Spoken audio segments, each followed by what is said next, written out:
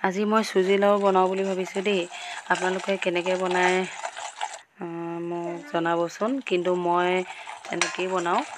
ফাৰ্ষ্টত মই নাৰিকলখিনি অকণমান ভাজি পানীটো শুকুৱাই মই ৰাখি থৈছিলোঁ। তাৰপাছত এতিয়া মই চেনিখিনি অকণমান গলাই লৈছোঁ।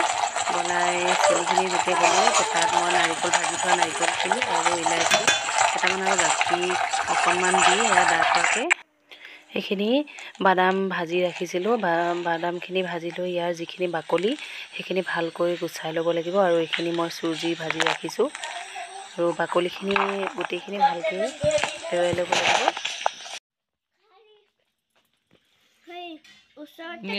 মিলাই নিদিবা